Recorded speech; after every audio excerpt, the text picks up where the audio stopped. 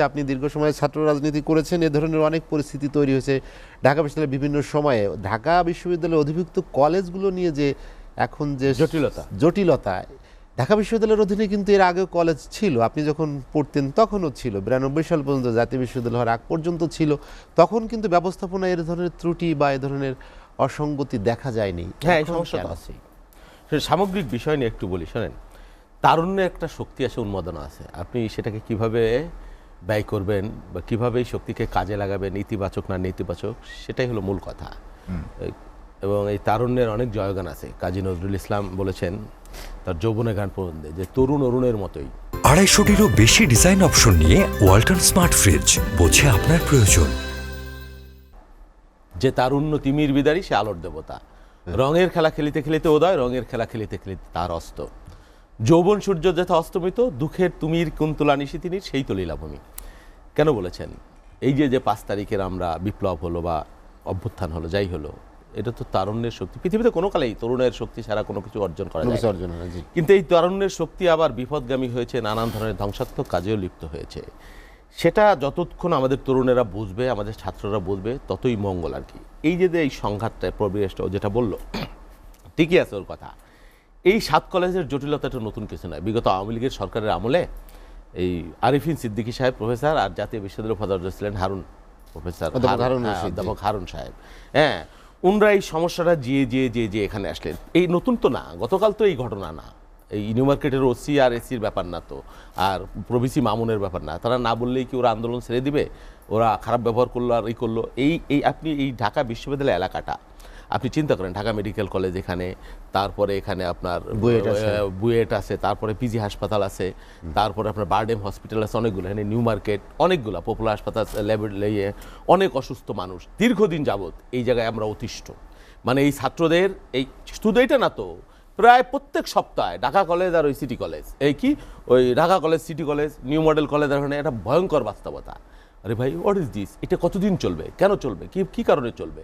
এই যে 7 কলেজের সমস্যা, এই সমস্যা কি কারণে এই জায়গায় আসলো, বারবার কেন আসলো? এটা কি সমাধানযোগ্য না? এটিকে আলোচনা করে সমাধান করা যায় না? এটা যেমন কর্তৃপক্ষের ব্যর্থতা, সরকারের ব্যর্থতা, আমি মনে করি ছাত্রদেরও এই যে জিম্মি করা কারণে অকারণে ঘন্টার পর ঘন্টা, এটা দুর্বিষহ। টোটাল ঢাকা কলাপস হয়ে যাচ্ছে। আমরা কতকাল এইভাবে করবো আপনি বলেন? কয়েকদিন আগে দেখলাম তিতুমির কলেজওয়ালারা তারা বিশ্ববিদ্যালয় চায় স্বতন্ত্র, তার জন্য রাস্তা অবরোধ করে বসে। আপনি কি বলবেন? এইসব দাবি দেওয়া, এইসব মানে নানান কারণে গাড়ি একটা অ্যাক্সিডেন্ট হলে রাস্তা ব্লক করে দিল টোটাল, দিনের পর দিন সব জায়গায় এই কলেজ আর ওই কলেজ মারামারি হলো, ঢাকা বিশ্ববিদ্যালয় এই কলেজ। মানে এটা কি কোনো সমাজ বাস্তবতা হইতে পারে? এটা কোনো শৃঙ্খলার কাজ হইতে পারে? বা এটাকে তারুণ্যের সুবিবেচনার কাজ হইতে পারে? আপনি বলেন, এটা তো দুঃখজনক ব্যাপার। আপনি তো মানুষকে জিম্মি করতে পারেন না, হ্যাঁ? এবং কিভাবে আপনি জিম্মি করছেন, কেন করছেন, কতবার করছেন? একদিন করছেন, দিনের পর দিন আপনি করছেন। এটা তো একটা মাচ্ছন্যায় চলছে। প্লিজ, এইটা অন এনাফ ইজ এনাফ। কিন্তু যারা রাজনৈতিক বিশৃঙ্খলা হয়েছে, যারা দায়িত্বে আছেন তাদেরও তো দায়িত্বশীলতার পরিচয় দেওয়া। কেন দায়িত্ব নাই? তাদেরও দায়িত্ব আছে, কেন দায়িত্ব থাকবে না? তারা দায়িত্ব অবহেলা করছে বলেই তো এই জায়গায় আসছে। আমি তো বারবার এটা নিয়ে ওয়ারিড ছিলাম যে কি কারণে এই বিষয়গুলো নিয়ে কেন গভর্নমেন্ট অ্যাড্রেস করছে না, কেন দায়িত্বশীল লোকজন এটা নিয়ে ঝুলাই রাখছে, তারা এখানে থাকতে চাচ্ছে না। এটা তো নতুন চাচ্ছে না তা তো না, এটা অনেক আগে থেকেই চাচ্ছে না তারা। এটা পুরনো আন্দোলন। এইটা কেন আপনি ঝুলে রাখছেন? কোটার আন্দোলন যেমন ঝুলে রাখছিল, এর ভিতরে কার কি ইন্টারেস্ট আমি জানি না। আছে কিছু জটিলতা আছে। তারা যেটা চায় নতুন বিশ্ববিদ্যালয় 7 কলেজের অধীনে, এখন মুখে বললেই তো আর বিশ্ববিদ্যালয় কালকে তৈরি করা যাবে না। এর জন্য অবকাঠামো লাগবে, এর জন্য লোকবল লাগবে, এর জন্য অনেক ব্যাপার লাগবে, বা সেই প্রক্রিয়াটা তো শুরু হতে পারে, কেন পারে না? আর ওই যে ওরা যে বললো 20 জন একজন ভিসি রুমে, প্রো-ভিসি রুমে ঢুকে গেছে।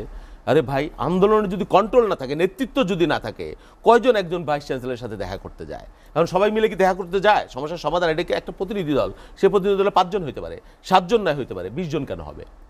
হ্যাঁ, ওই 20 জনের 20 মত, ওখানেই তো একটা বিশৃঙ্খলা তৈরি হয়ে যাবে। আমরাও তো শিক্ষক ডিল করেছি, আমরাও ছাত্র রাজনীতি করেছি দীর্ঘদিন। হ্যাঁ, আমরাও আমাদের দাবি দেওয়া নিয়ে কথা বলেছি। প্রত্যেকটার একটা সিস্টেম আছে। 20 জনের মধ্যে কোনো কন্ট্রোল থাকতে পারে? কে কার লোক, কোন জায়গা থেকে, কোন ইন্টেনশন থেকে আসছে?